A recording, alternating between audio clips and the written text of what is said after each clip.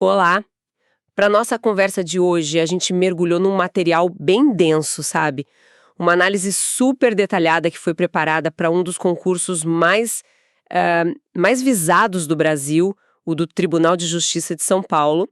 E a nossa missão aqui é tentar extrair a essência, né? O que define a vida de um servidor público, desde aquele momento da nomeação até, bom, as consequências de um desvio de conduta. Exato. E é legal dizer que isso aqui não é só um material para prova. De jeito nenhum. O que a gente tem aqui é o esqueleto, a estrutura toda que sustenta a relação entre o Estado e quem trabalha para ele. A gente vai focar em duas normas principais: o Estatuto dos Servidores de São Paulo e a Lei de Improbidade Administrativa. E vamos pegar aqueles detalhes que, olha, costumam surpreender até quem já está estudando há muito tempo. Perfeito. Então vamos começar pelo começo mesmo, pela porta de entrada. Todo concurseiro sonha com uma palavra, né? Nomeação. Mas aí você abre o estatuto e descobre que tem um monte de outras formas de provimento. É aí que a coisa já começa a ficar bem mais interessante. E o fascinante é a distinção que a lei faz. Tem o provimento que eles chamam de originário, que é a nomeação, para quem vem de fora. E tem os derivados, que são tipo movimentações para quem já é servidor. E o material que a gente analisou, ele destaca um ponto muito importante.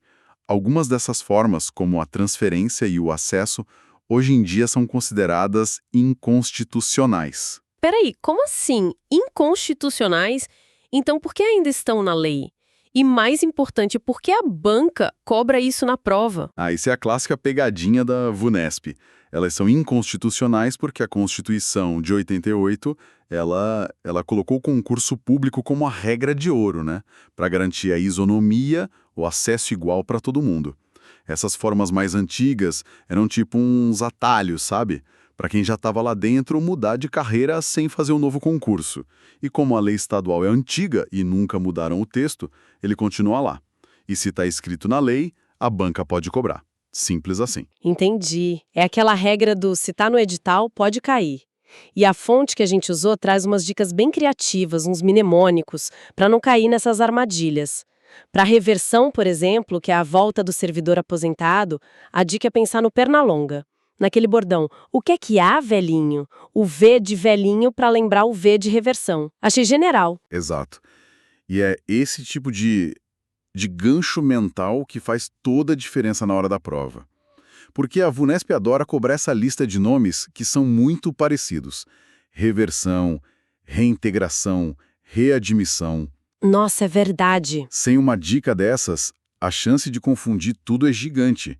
A reversão é isso, a volta do aposentado, seja porque a invalidez acabou ou por interesse da própria administração. E para outras formas, a fonte usa umas imagens bem do dia a dia. Para transferência por permuta, eles falam em troca ou até em rolo entre dois servidores. É engraçado pensar nisso. Um rolo de cargos públicos. E tem a reintegração. Essa palavra já soa mais forte, né? E é forte mesmo. A reintegração é o retorno daquele servidor que foi demitido de forma ilegal. A justiça vai lá, anula a demissão e ele volta. E tem direito a receber tudo o que perdeu nesse tempo. É como se ele nunca tivesse saído. É a correção de um erro grave, então. Exatamente. É o Estado dizendo, olha, foi mal, pode voltar. E tá aqui sua indenização. Faz todo sentido. Bom, então a pessoa passou por tudo isso, conseguiu entrar, aí o jogo ruda. Começam as regras de conduta. Um dos deveres básicos é cumprir as ordens dos superiores. Mas tem uma ressalva, né? A menos que sejam manifestamente ilegais. Essa palavra manifestamente, ela parece ser a chave de tudo. É a chave, com certeza. Não é qualquer discordância, qualquer coisinha que você acha que está errada. A ordem tem que ser um absurdo, algo que grita ilegal. O material dá uns exemplos extremos, mas que ajudam a entender.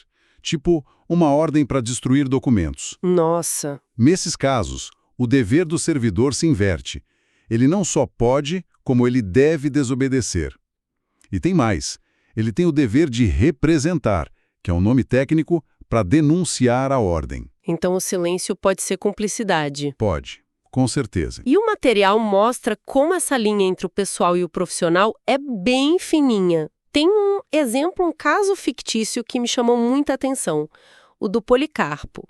Ele é um servidor super bem intencionado que resolve organizar uma vaquinha na repartição para ajudar um colega. Ah, sim, o caso da lista de donativos. Isso. E a fonte é bem clara. Tanto o Policarpo que organiza, quanto os colegas que assinam e doam, todos eles cometem uma infração. Exato. É categórico. Isso é muito estranho, né? A intenção é a melhor possível, ajudar alguém, e mesmo assim é uma infração. Parece rigoroso demais. E é aí que tá o pulo do gato para entender a lógica do serviço público. Impessoalidade. Neutralidade. A lei é rigorosa para evitar qualquer tipo de abuso. A lógica é, se você abre a porta para uma vaquinha nobre, você também abre a porta para o constrangimento. Ah, entendi. Imagina se é o chefe pedindo uma contribuição. O subordinado vai se sentir à vontade para dizer não. Então, para evitar essa zona cinzenta, a lei corta o mal pela raiz, proíbe e pronto. Visto por esse lado, faz mais sentido. É uma proteção para o ambiente. E essa mesma lógica se aplica àquela proibição de usar material do trabalho, né? Imprimir coisa da faculdade na impressora do setor. Exatamente. A impressora, o computador, o carro oficial, tudo isso é bem público. Foi pago pelo contribuinte para ser usado para o serviço. Usar para fim particular é uma infração clara. E tem outra proibição bem interessante, que é a de atuar como procurador de terceiros. Certo. Um servidor não pode usar a posição dele para intermediar interesses de outras pessoas dentro da máquina pública. Mas essa regra tem uma exceção importante que a fonte destacou. Uma exceção fundamental e que, olha, sempre cai em prova. A proibição não vale se o interesse for do cônjuge ou de parentes até o 2º grau. Ou seja, pais, avós, filhos, netos e irmãos. Ah, bom. Para esse núcleo familiar próximo, o servidor pode sim representar. É um detalhe que equilibra o rigor da regra com a vida real, né? Entendi. Então, as regras existem, são claras, mas e quando elas são quebradas? O que acontece? Como o sistema reage? O sistema reage em várias frentes ao mesmo tempo. O material explica bem que existem 3 esferas de responsabilidade. A administrativa, que é dentro do próprio órgão, a civil, que geralmente busca reparar um dano financeiro, e a penal, quando o ato também é um crime. E elas são independentes, certo? A regra geral é essa, independência. Um servidor pode, por exemplo, ser absolvido na esfera penal e mesmo assim ser demitido no processo administrativo. Mas tem uma exceção. Uma conexão bem forte entre elas não tem. Tem. Uma conexão que amarra tudo. Se a absolvição lá na esfera penal for por 2 motivos bem específicos, negativa de autoria, ou seja, ficou provado que não foi ele, ou negativa de fato, provado que aquilo nunca aconteceu, essa decisão penal tranca as outras esferas. A administração é obrigada a absolver também. A fonte que a gente usou tem uma analogia ótima para isso que eu adorei. A dos 2 irmãos pivetes que são acusados de quebrar o videogame. Essa é clássica de cursinho. Se a investigação dos pais prova que o videogame não quebrou, isso é a negativa de fato. Ou se prova que foi um amigo do pai que quebrou, é a negativa de autoria. Nos 2 casos, não tem como deixar os meninos de castigo. É a analogia perfeita. Agora atenção. Se a absolvição penal for por falta de provas, aí a história muda. Ah, O juiz criminal não teve certeza para condenar. Mas isso não impede a administração de, com as provas dela, concluir que houve uma falta e aplicar uma punição. e que punições são essas? Vai de um simples puxão de orelha a algo mais sério? O leque é bem amplo. Começa com a repreensão, que é basicamente uma advertência por escrito. Depois vem as suspensões, que podem chegar a 90 dias sem trabalhar e sem receber. Uau! E no topo da escala, a demissão. Para as causas de demissão, a fonte nos deu outro mnemônico muito bom, a sigla PAI. P-A-I? Deixa eu ver se eu lembro. P é de procedimento irregular de natureza grave. Isso. A de aplicação indevida de dinheiros públicos e o I de ineficiência no serviço ou inassiduidade. Falta demais. Perfeito.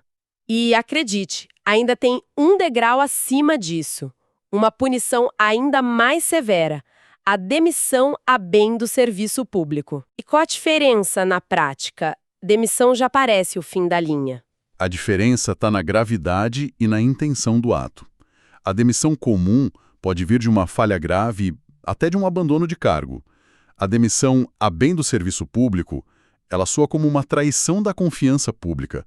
Pensa em corrupção, crimes graves contra a administração. Entendi. E a consequência reflete isso. A demissão comum impede a pessoa de voltar para o serviço público estadual por 5 anos. A demissão a bem do serviço público joga esse prazo para 10 anos. É uma mancha muito mais pesada. Fica claro que as consequências são bem sérias. Mas para chegar numa punição dessas tem que ter um processo, uma investigação, imagino. Com certeza. O direito de defesa é sagrado. O material detalha 2 procedimentos. Para as infrações mais leves, que levariam a uma repreensão ou suspensão, se usa a sindicância. Mais simples e mais rápida. Isso, prazo de 60 dias para acabar. E para os casos graves, os do mnemônico PAI, que podem levar à demissão. Aí o instrumento é o processo administrativo disciplinar, o famoso PAD. Ele é bem mais robusto, o prazo é maior, 90 dias, pode chamar mais testemunhas e um ponto crucial, só pode ser aberto por autoridades de alto escalão. E para isso a fonte traz mais um macete, né? Diz que o diretor de departamento está de fora do PAD. Exatamente. É uma forma de lembrar que essa autoridade, que é de um nível intermediário, até pode abrir uma sindicância, mas não um PAD. A decisão de iniciar um processo que pode expulsar um servidor, ela é reservada para quem está no topo. Secretários de Estado, chefe de gabinete. Entendi. Isso cobre bem o estatuto, mas a análise também foi fundo na Lei de Improbidade Administrativa. E eu lembro que a reforma dessa lei, um tempo atrás, deu o que falar. Muita gente disse que ela facilitou a vida de quem comete irregularidades. Olhando o material, o que mudou de forma tão drástica foi a história da culpa e do dolo? Foi exatamente isso. Essa foi a mudança central, a mais impactante. Antes, um ato de improbidade podia ser cometido por culpa, ou seja, por negligência, por descuido de um gestor. Um prefeito que assinava um contrato mal feito pela equipe, mesmo sem querer prejudicar ninguém, podia ser condenado. E agora não pode mais. Agora isso acabou. A nova lei exige dolo específico. E o que é dolo específico na prática? Significa que a acusação tem que provar, sem deixar nenhuma dúvida, que o agente público teve a vontade livre e consciente de fazer aquilo para alcançar um resultado ilegal. Não basta provar que ele agiu. É preciso provar a intenção de cometer a ilegalidade. E isso, na prática, tornou a condenação muito mais difícil. Provar o que se passa na cabeça de alguém é um desafio enorme. A prova da má-fé virou o centro de tudo. E para as sanções, a fonte traz um guia numérico para ajudar a decorar a gravidade de cada ato. 14, 12 e 24. Parece até senha de cofre. Mas é um atalho ótimo para um tema bem chato de decorar. Os números são os prazos máximos de punição. O 14 é o prazo máximo de suspensão de direitos políticos, em anos, para o ato mais grave, enriquecimento ilícito. O 12 é o prazo para lesão ao erário. E o 24 é o valor da multa para os atos contra os princípios da administração. Até 24 vezes o salário do servidor. Nossa, ajuda muito a organizar as ideias. Então, no fim das contas, o que tudo isso significa? A gente fez a jornada completa aqui. Do sonho da nomeação, passando pela realidade das proibições do dia a dia, até as consequências bem duras de um erro. É um sistema muito complexo, cheio de detalhes, né? Muito. E se a gente conectar os pontos, a gente vê que essas leis são a estrutura que tenta equilibrar o poder gigantesco do Estado com os deveres e direitos de quem trabalha para ele. E essa reforma da Lei de Improbidade mostra perfeitamente como esse equilíbrio não é fixo. Ele está sempre em debate na sociedade, refletindo como a gente entende o que é uma gestão pública justa e eficiente e como punir sem paralisar a máquina pelo medo de errar. Para a gente fechar, o material que a gente analisou menciona de passagem, quase como uma nota de rodapé, uma coisa nova que está surgindo. As práticas autocompositivas, coisas como mediação, conciliação, acordos, que seriam alternativas aos processos de punição tradicionais. E isso nos deixa com uma reflexão interessante para o futuro, né? Será que, conforme a sociedade evolui, essas abordagens mais colaborativas, que focam em resolver o problema em vez de só punir a pessoa, vão se tornar a regra? É uma boa pergunta. Será que a gente está caminhando para um futuro onde esse sistema disciplinar tão rígido que a gente acabou de ver vai ser aos poucos substituído por algo mais flexível? O que significa para a administração pública quando o diálogo começa a ter mais peso que a punição? É uma transformação silenciosa, mas que pode redefinir tudo.